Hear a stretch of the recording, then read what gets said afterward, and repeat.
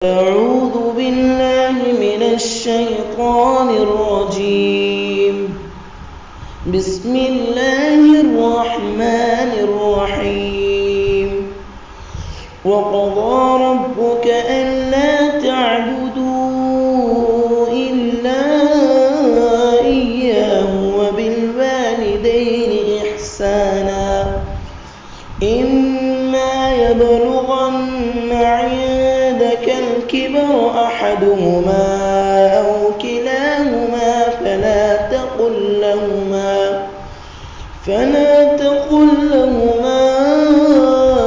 أف ولا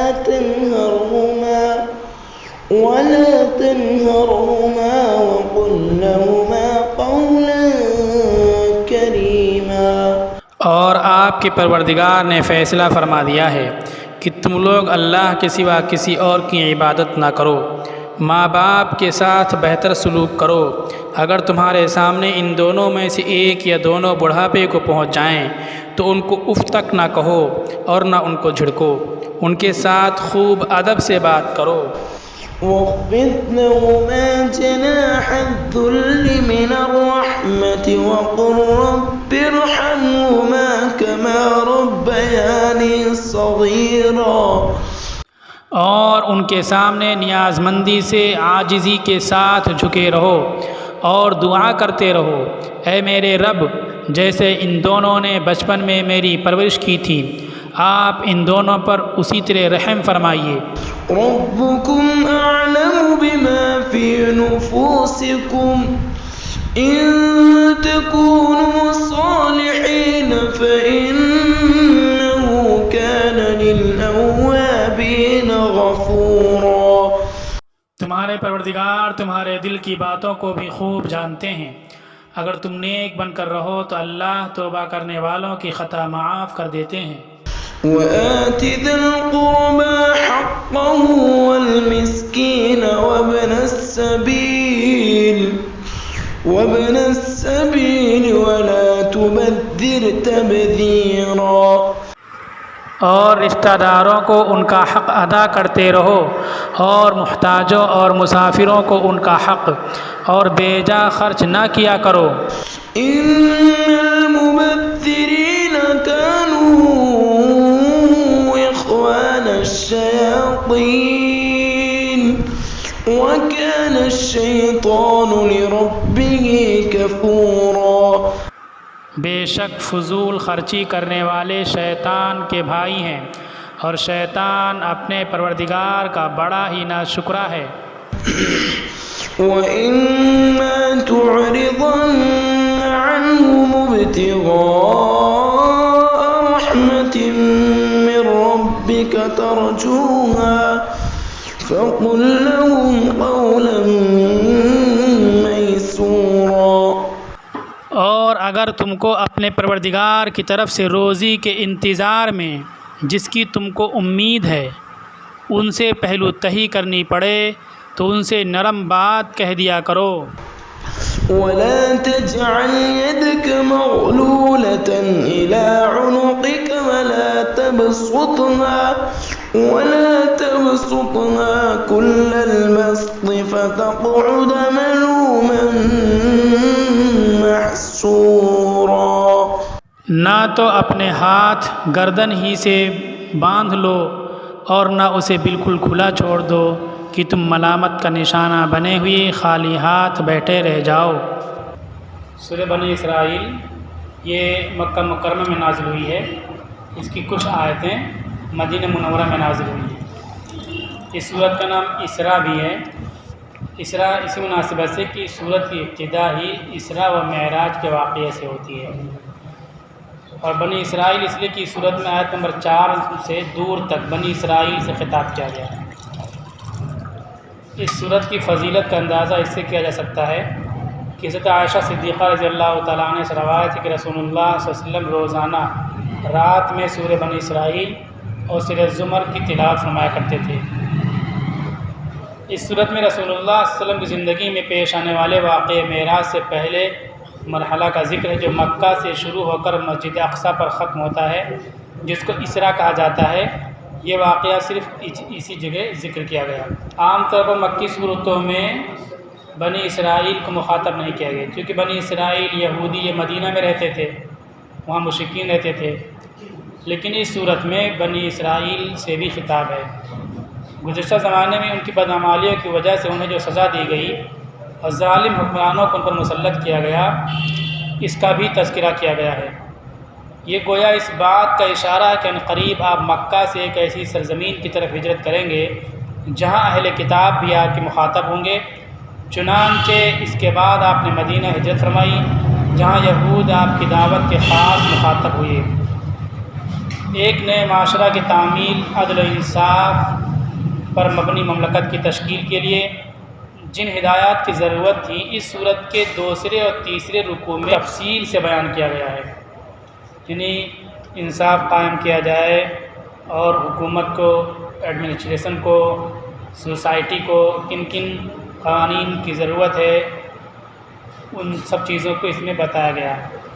گویا اس بات کا اشارہ تھا کہ اب اسلام مغلوبیت سے نکل کر غلبہ، مسلمان عجز و کمزوری سے طاقت و شوکت کے دور میں داخل ہونے والے ہیں، اس لیے اب اس کی تیاری ابھی سے شروع کر دیں مسلمان۔ اس صورت میں حضرت موسیٰ اور حضرت فرعون کے واقعہ کا کچھ حصہ اور ابلیس کے حضرت آدم علیہ السلام کو سجدہ کرنے سے انکار اور انسان کی شرافت و کرامت سے نوازے جانے کا ذکر بھی آیا ہے۔ قرآن مجید کو تھوڑا تھوڑا نازل کرنے کی حکمت پر بھی روشنی ڈالی گئی ہے۔ 5 نمازوں کے فرض ہونے کی طرف اشارہ کیا گیا ہے۔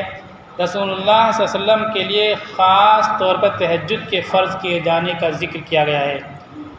دوسری مکی صورتوں کی طرح اس صورت میں بھی توحید، رسالت، آخرت کو مدلل طور پر بیان کیا گیا ہے۔ آیت نمبر 23، اس میں اللہ تعالیٰ کہتے ہیں وَقَضَىٰ رَبُّكَ أَلَّا تَعْبُدُوا إِلَّا إِيَّاهُ وَبِالْوَالِدَيْنِ إِحْسَانًا، اور آپ کے پروردگار نے فیصلہ فرما دیا ہے کہ تم لوگ اللہ کے سوا کسی اور کی عبادت نہ کرو، ماں باپ کے ساتھ بہتر سلوک کرو۔ اما يبلغن عندك الكبر احدهما او كلاهما فلا تقل لهما اف ولا تنهرهما وقل لهما قولا كريما، اگر تمہارے سامنے ان دونوں میں سے ایک یا دونوں بڑھاپے کو پہنچ جائیں تو ان کو اف تک نہ کہو اور نہ ان کو جھڑکو، ان کے ساتھ خوب ادب سے بات کرو۔ وَاخْفِضْ لَهُمَا جَنَاحَ الذُّلِّ مِنَ الرَّحْمَةِ وَقُلْ رَبِّ ارْحَمْهُمَا كَمَا رَبَّيَانِي صَغِيرًا، ان کے سامنے نیاز مندی سے عاجزی کے ساتھ جھکے رہو اور دعا کرتے رہو، اے میرے رب جیسے ان دونوں نے بچپن میں میری پرورش کی تھی، آپ ان دونوں پر اسی طرح رحم فرمائیے۔ انسان کا خدا تعالیٰ کے تعلق سے کیا تعلق ہے، اس آیت میں اللہ تعالیٰ نے بتلایا ہے، اور خدا کے بندوں سے کیا تعلق ہونا چاہیے۔ اس سلسلے میں اللہ تعالیٰ نے پہلا حکم دیا کہ انسان کو خدا ہی کی عبادت کرنی چاہیے، خدا کے سوا کسی اور کے سامنے اس کی پیشانی نہیں جھکنی چاہیے۔ پہلا حکم یہ دیا وَقَضَىٰ رَبُّكَ أَلَّا تَعْبُدُوا إِلَّا إِيَّاهُ، یہ پہلا حکم ہے۔ یہ سماجی لحاظ سے حکم ہے، دینی لحاظ سے تو حکم ہی ہے کہ انسان جنت میں جائے گا جو شرک نہیں کرے گا، دوزخ سے بچے گا، لیکن سماجی لحاظ سے بھی یہ بہت ضروری ہے کہ انسان شرک سے پاک ہو۔ جو مشرک ہوتا ہے، جس کے اندر شرک کا جذبہ ہوتا ہے، وہ انصاف، نیائے اور عدل کو نہیں قائم کر سکتا ہے۔ مشرک عدل کی کرسی پر بیٹھا ہوگا اور وہاں سے بھی عدل کو شرمندہ کرنے والے فیصلے لکھے گا، انصاف کو رسوا کرنے والا فیصلہ لکھے گا۔ مشرک انصاف پر مبنی فیصلے بھی نہیں لکھ سکتا ہے، اور سماج میں اس کے نتیجے میں انتشار، انارکی، فساد اور بگاڑ پیدا ہوگا۔ مشرک اتنا اندھا ہوتا ہے کہ سارے جرائم کرتا رہتا ہے، وہ کسی بھی جرم میں اس کو کوئی باک نہیں محسوس ہوتا ہے، اور اتنی سمجھداری کرتا ہے کہ جرائم خود کرے گا وہ، اور ان جرائم کو کمزوروں کے سر جا کر کے تھوپ دے گا، خود پتھر پھینکے گا، خود گالیاں دے گا، خود تلواریں دکھائے گا، خود عزت آبرو پہ حملہ کرے گا، خود فساد پھیلائے گا اور دوسرے کمزوروں کو اس الزام میں پھنسا دے گا مشرک۔ شرک یہ سماجی بڑی برائی بھی ہے، اس لیے جہاں دین کے تعلق سے، آستہ اور عقیدے کے تعلق سے انسان کو شرک سے پاک ہونا ضروری ہے آخرت کی تعمیر کے لیے، وہیں سماجی تعمیر کے لیے، معاشرے کی تعمیر کے لیے، سماج میں انصاف کی بالادستی کے لیے بھی شرک سے انسان کو پاک ہونا ضروری ہے۔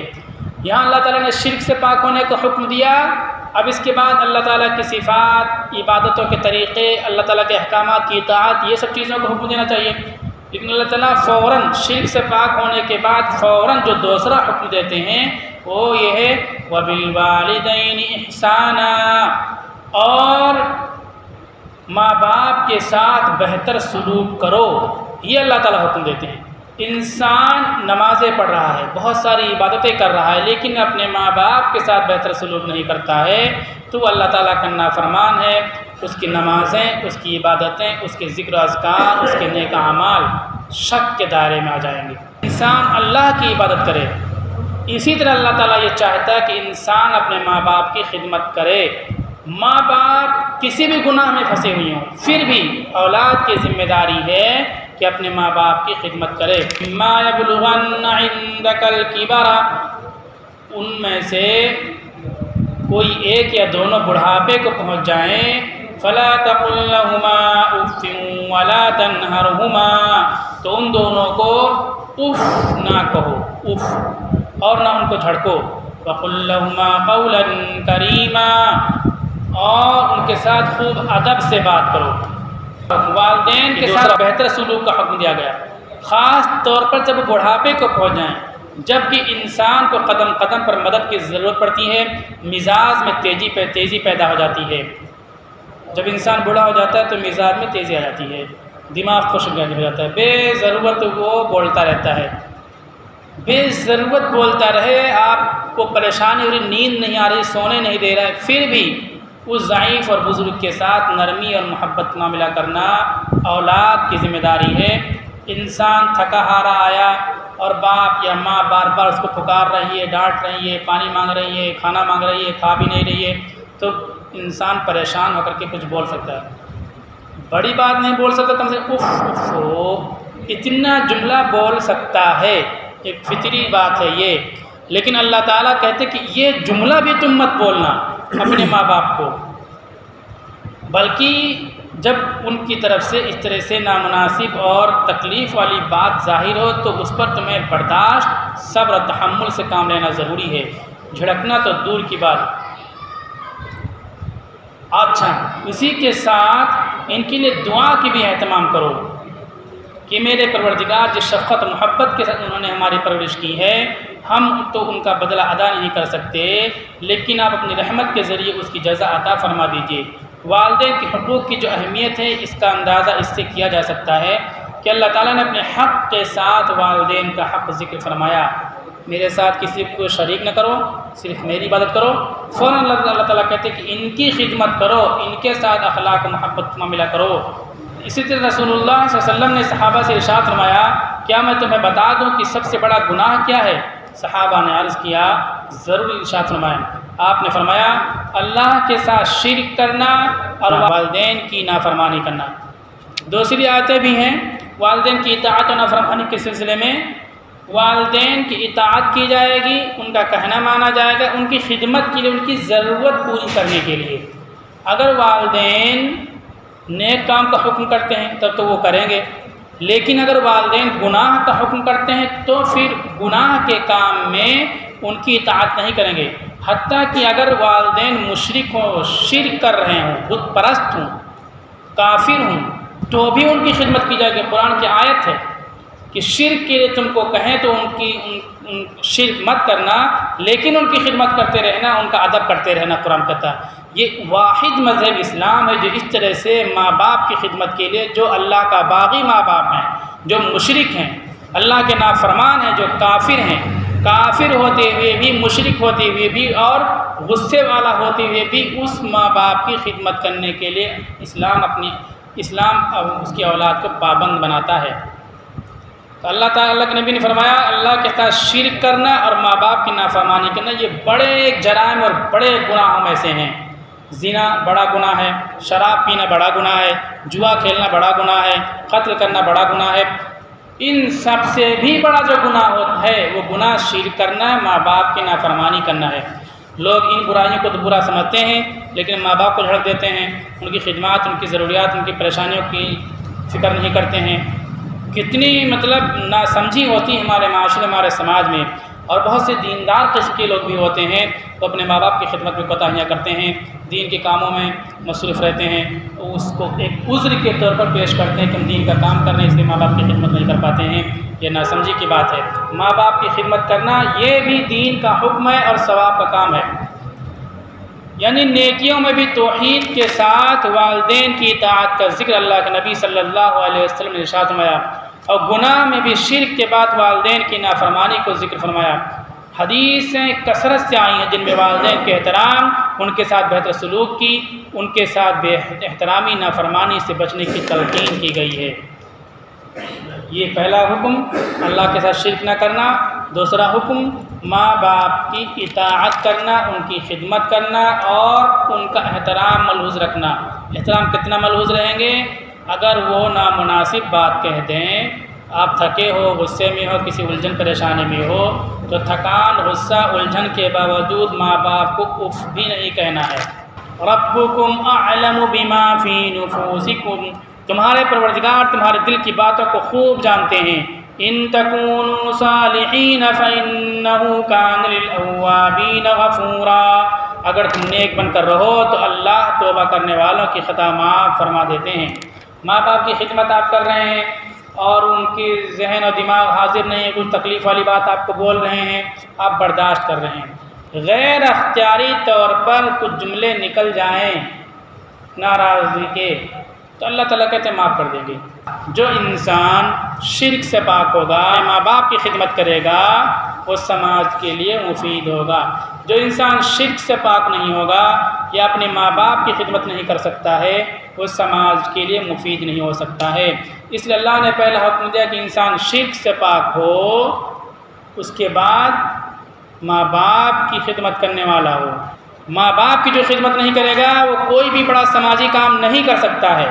تیسرا حکم اللہ تعالیٰ دیتے ہیں ان دو حکموں کے بعد، وَآتِ ذَا الْقُرْبَىٰ حَقَّهُ وَالْمِسْكِينَ وَابْنَ السَّبِيلِ، اور رشتہ داروں کو ان کا حق ادا کرتے رہو، محتاجوں اور مسافروں کو ان کا حق ادا کرتے رہو۔ رنجش اختلاف جو ہوتا ہے آپس ہی میں ہوتا ہے، زیادہ تر رشتہ داروں سے اختلافات ہوتے ہیں۔ ہم جب ان کو دیتے رہیں گے کچھ روپیہ، پیسہ، مال، پانی، تو یہ اختلافات ختم ہونے کے زیادہ چانسز ہوں گے، دلوں میں مٹھاس پیدا ہوگا۔ ہمیں اپنے رشتہ داروں کو کچھ نہ کچھ ضرور دیتے رہنا چاہیے۔ بہن آ جائے، بہن کے بچے آ جائیں، بیٹی آ جائے، بھائی آ جائے، ان کے بچے آ جائیں، تو 100، 50، 10 روپیہ، 5 روپیہ کچھ نہ کچھ ان کے ہاتھوں پہ رکھ دینا چاہیے۔ کپڑا دلا دیں، زیور گہنا دلا دیں، یہ ضرور دیتے رہنا چاہیے۔ رشتہ داروں کو آتِ ذَا الْقُرْبَىٰ حَقَّهُ، رشتہ داروں کو ان کا حق ادا کرتے رہیں۔ حق کیا ہے؟ جس کے وہ مستحق ہیں۔ مثلا وراثت میں بہن حقدار ہے، بیٹی حقدار ہے، بیوی حقدار ہے، ماں حقدار ہے وراثت میں، تو یہ ان کا تو حق لازمی طور پر ہے، یہ تو دینا ہی دینا پڑے گا، نہیں دیں گے تو مجرم اور گنہگار ہوں گے۔ اس کے علاوہ فضل اور احسان کے طور پر برابر رشتہ داروں کو کچھ نہ کچھ دیتے رہیں۔ وابن السبیل، اور مسافروں کو دیتے رہیں۔ یہ جو سفیر چندہ کرنے آتے ہیں یہ بھی مسافر ہوتے ہیں، اللہ تعالیٰ کہتے ہیں مسافروں کو دیں۔ اور زکوٰۃ کے باب میں بیان ہے کہ مسافر زکوٰۃ لے سکتا ہے۔ اگر یہ سفیر زکوٰۃ کھا لیں تو مسافر ہیں، زکوٰۃ ادا ہو جائے گی۔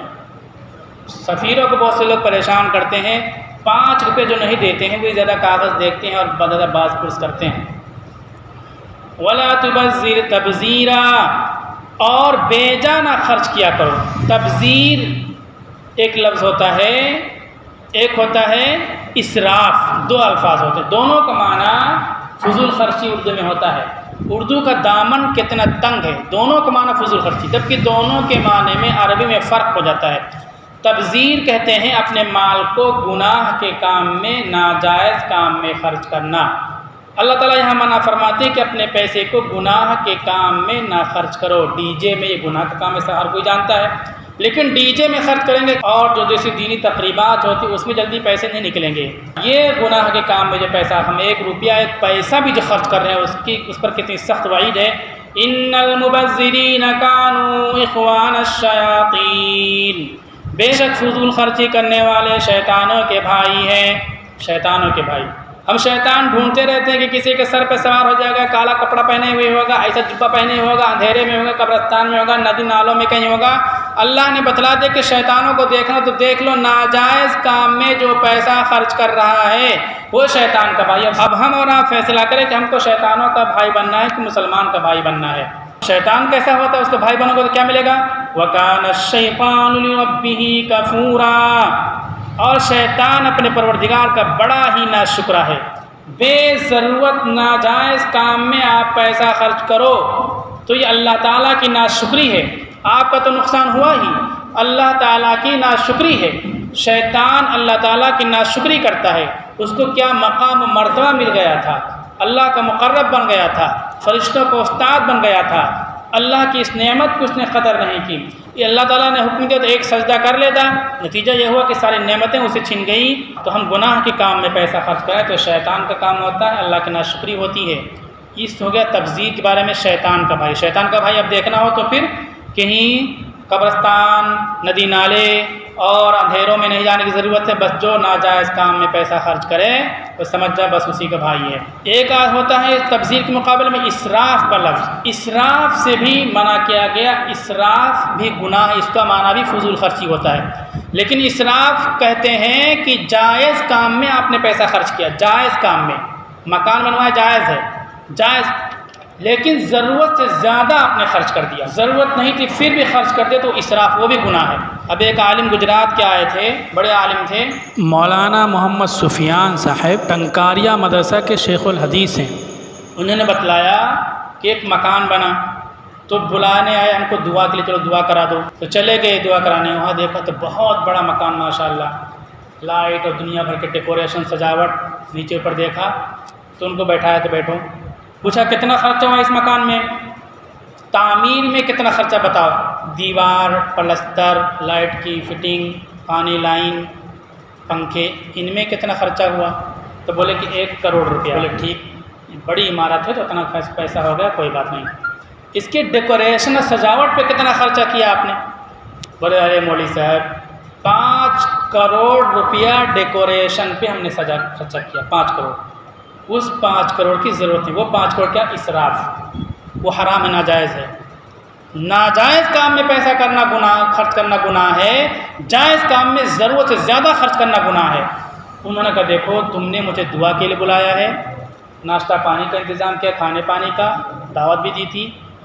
تمہارے مکان میں 1 گلاس پانی بھی نہیں پیوں گا. ناشتہ کھانا تو دور کی بات ہے، اور تم کو برا لگے تمہارے اس مکان کے میں خیر و برکت کی میں دعا بھی نہیں کروں گا. امت کس حال میں ہے، دین کے کام کرنے والے کتنی مشکلات میں ہیں. ہمارے پاس اچھے ڈاکٹر نہیں ہیں، لڑکے پڑھنا چاہتے ہیں، ان کے پاس ڈاکٹری کے لیے فیس نہیں ہے. ہمارے پاس وکیل نہیں ہے، لڑکے پڑھنا چاہتے ہیں، ان کے پاس اس کی فیس نہیں ہے. ہمارے پاس جرنلسٹ نہیں ہیں، نیوز دینے والے، نیوز بنانے والے، چونکہ ان کے پاس پیسہ نہیں، اس لیے پڑھائی نہیں کر پاتے ہیں. آپ نے اپنے مکان کو 1 کروڑ میں بنا لیا، آپ کی ضرورت ہی ٹھیک تھا، لیکن 5 کروڑ ڈیکوریشن سجاوٹ پہ خرچ کر دیا. اس کی کیا ضرورت ہے؟ ملت کو اس سے کیا فائدہ پہنچے گا؟ یہ اسراف ہے. میں دعا بھی نہیں کروں گا، تمہارے اس مکان میں پانی بھی نہیں پیوں گا. بغیر دعا کیے ہوئے، بغیر پانی پیے ہوئے ان کے مکان سے اٹھ کر کے چلے آئے. اسراف اسے کہتے ہیں، اور اس کو غیرت و حمیت کہتے ہیں. ایسے غیور علماء اور اکابر اگر ہوں سماج میں، معاشرے میں، تو پھر سماج سدھرتا ہے اور اس کی اصلاح ہوتی ہے. دونوں میں فرق سمجھ لیجیے، تبذیر اور اسراف دونوں گناہ ہے. گناہ کے کام میں پیسہ خرچ کرنا گناہ ہے، اور جائز کام میں ضرورت سے زیادہ پیسہ خرچ کرنا یہ بھی گناہ ہے. اچھا، رشتہ داروں کو دیں گے آپ، کچھ مانگنے کے لیے لوگ آ جائیں، اتفاق کی بات کہ آپ کا ہاتھ خالی ہے، اور مانگنے والے جو ضرورت مند بات ہوتے ہیں تو لاگ لپٹ کے مانگتے ہیں. کچھ پیشہ ور ہوتے ہیں، وہ ڈھنگ جانتے ہیں کہ رو کر کے مانگو، گا کر کے مانگو گے، کپڑے پکڑ کر کے مانگو گے، کیسے مانگو گے، وہ بھی لپٹ جاتے ہیں. انسان نیک نیتی کے ساتھ اس کو دینا چاہتا ہے لیکن ہاتھ خالی ہے، تو جب وہ لاگ لپٹ کے زیادہ مانگتا ہے تو اس کو غصہ آ جاتا ہے. اللہ تعالیٰ ادب بتلاتے کہ دیکھو وَإِمَّا تُعْرِضَنَّ عَنْهُمُ ابْتِغَاءَ رَحْمَةٍ مِّن رَّبِّكَ تَرْجُوهَا فَقُل لَّهُمْ قَوْلًا مَّيْسُورًا، اور اگر تم کو اپنے پروردگار کی طرف سے روزی کے انتظار میں جس کی تم کو امید ہے ان سے پہلو تہی کرنی پڑے، امید ہے کہ آمدنی ہو جائے گی 10 دن میں، 15 دن میں، 1 مہینے کے بعد تو ہم غریبوں کی مدد کریں گے، اپنے ضرورت مندوں کو دیں گے، امید ہے، پہلے آ گیا، اب ابھی دینے کے لیے ہے نہیں، تو غصے اور اس انداز میں مت جواب دو کہ اس کے دل کو ٹھیس پہنچے۔ اللہ تعالیٰ کہتے ہیں فَقُل لَّهُمْ قَوْلًا مَّيْسُورًا، تو ان سے نرم بات کہہ دیا کرو۔ یہ 5واں حکم ہے۔ اگر کوئی شخص طلب کرے اور اس کو ابھی پورا کرنا دشوار ہو کیونکہ جس کی آمدنی حاصل ہونے کی امید ہے وہ ابھی حاصل نہیں ہوئی ہے، یا تنگی کی وجہ سے رشتہ داروں وغیرہ کا حق ادا نہ کر پاؤ، تو غصہ کے ساتھ جواب مت دو، بلکہ نرمی دلجوئی کے ساتھ اپنی مجبوری واضح کر دو، بھائی ہم بعد میں دے دیں گے، ابھی نہیں انتظام ہے، اس طرح سے محبت کے ساتھ۔ وَلَا تَجْعَلْ يَدَكَ مَغْلُولَةً إِلَىٰ عُنُقِكَ وَلَا تَبْسُطْهَا كُلَّ الْبَسْطِ فَتَقْعُدَ مَلُومًا مَّحْسُورًا، اور نہ اپنے ہاتھ گردن سے ہی باندھ لو، نہ اسے بالکل کھلا چھوڑ دو کہ تم ملامت کے نشانے بنے ہوئے خالی ہاتھ بیٹھے رہ جاؤ۔ یعنی جیسے کمانے میں حلال حرام کا لحاظ رکھنا ضروری ہے، اسی طرح خرچ کرنے میں اعتدال ہونا چاہیے، نہ ہاتھ اتنا تنگ ہو کہ بخل کرنے لگو اور اتنا کھلا ہوا نہ ہو کہ فضول خرچی کی حد میں داخل ہو جاؤ، کیونکہ بخل کرنے سے بھی آدمی لوگوں کی نظر سے گر جاتا ہے، کتنا بھی پیسہ بخیل ہوگا تو وہ لوگوں کی نظر سے گر جاتا ہے کہ اس کے پاس پیسہ کچھ بھی جانا مت، زبان مت دینا اس کے، دے گا نہیں پیسہ، یہ بہت ہی بخیل ہے، بخیلی بہت زیادہ مت کرو۔ دوسری چیز فضول خرچی مت کرو، فضول خرچی کی وجہ سے جب آدمی مفلس اور تہی دست ہو جاتا ہے تو اس کو بھی لوگ نیچی نظر سے دیکھنے لگتے ہیں، یہ 6واں حکم ہے، فضول خرچی بھی نہیں ہونا چاہیے، اللہ تعالیٰ حکم دیتے ہیں۔ جب فضول خرچی کر کے ہاتھ خالی ہو جائے گا تو اللہ تعالیٰ ایک ضابطہ بتاتے ہیں فَتَقْعُدَ مَلُومًا مَّحْسُورًا، کہ تم ملامت کا نشانہ بنے ہوئے خالی ہاتھ بیٹھے رہ جاؤ۔ جب زیادہ پیسہ خرچ کرتے رہو گے، زیادہ خرچہ کرتے رہو گے، جب ختم ہو جائے گا تو لوگ چلو پارٹی کریں، جواب نہیں دے پاؤ گے، تو ملوم یعنی جس پر لعنت کی جائے، جس پر دھتکارا جائے، ایسا تم بن جاؤ گے۔ بتاؤ ایسا خرچ کرنے سے کیا فائدہ کہ لوگ دھتکاریں، لوگ طنز کریں، لوگ تانا دیں۔ تو یہ سماجی لحاظ سے جو ضروری اور اہم باتیں ہیں ان باتوں کے سلسلے میں اللہ تعالیٰ نے ان آیتوں میں ہدایت دی ہم لوگوں کو۔ ہم لوگ عام طور پر ان سب چیزوں میں سمجھداری سے کام کرتے ہیں، ماشاءاللہ شرک سے پاک ہیں، ماں باپ کی خدمت کرتے ہیں، بہت کم نہ ہوں گے کچھ نہ سمجھ جو اپنے ماں باپ کی اس میں کوتاہی کرتے ہوں گے، الحمدللہ اگر کوتاہی ہوتی ہے تو اس کو دور کریں۔ اور اس کے علاوہ رشتہ داروں کے دینے کے سلسلے میں بھی ہم لوگ زیادہ حساس رہیں، مظاہرہ کریں، بہن بھائی، پھوپھا، خالو، خالہ، ان کے بچے، ان پڑوسی، ان لوگوں کو کچھ نہ کچھ دیتے رہیں۔